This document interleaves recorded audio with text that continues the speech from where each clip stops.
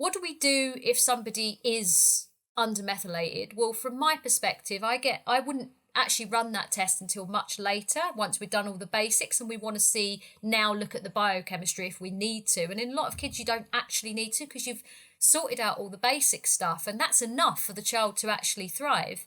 But if you do then need to go into that further, or actually if somebody's already come to me, because a lot of people have already done all of those labs, and they'll come in and, their diet is really sort of rough. It's kind of like they're at the start of the healing journey, but they've done all those really high-end tests because that's kind of where they thought they should start.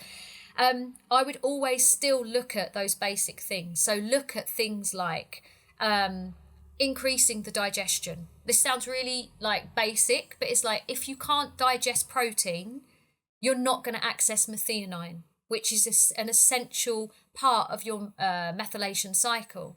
So it's like, methionine is like key to you creating SAMe, right? So it's like, if you can't access that amino acid from protein, and so many kids have such poor digestion that they can't actually or they're not even eating meat.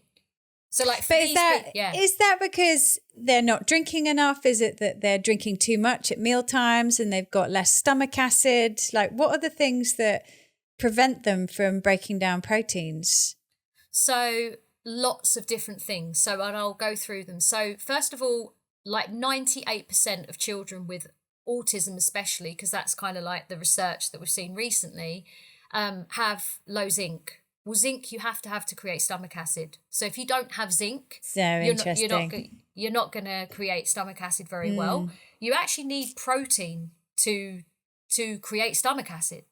So if you're not eating protein, or you can't access it very well, then you're not gonna, it's always like a cycle that. And then if you think about like a lot of our kids, and this goes into like your field, a lot of them can't chew properly.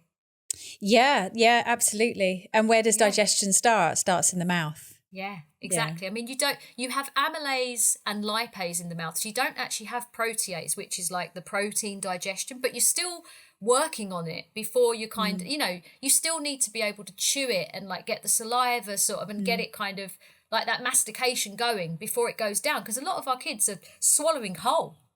And if they're on white foods and that's all their diet is, and they're not accessing, because they just won't eat it, or it's very difficult to actually get them to eat any protein or any vegetables or anything that is, good for them, because they're living on white foods, that's also a big problem too.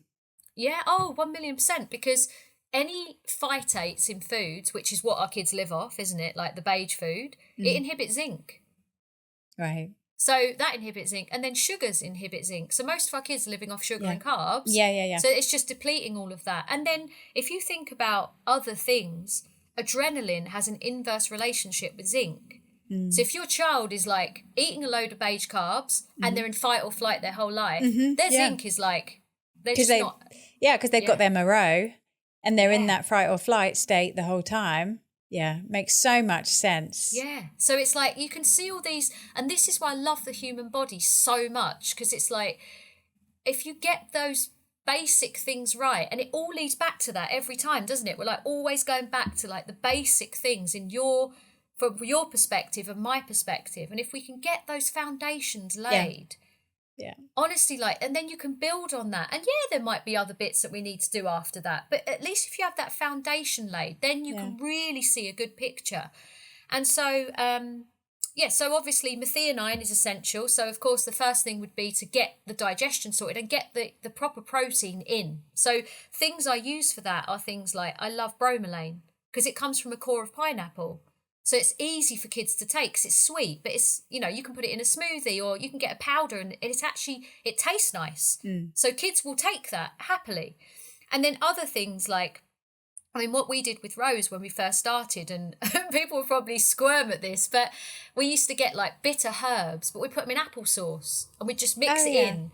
And then, give her the applesauce, and she would happily eat the applesauce with the herbs in it. And it's kind of, and then you're getting the digestive processes. And like you said at the start as well, the hydration is so key, because it's like, if you don't have water in your body, you won't create stomach acid to break down these things. And it's just those basic things. And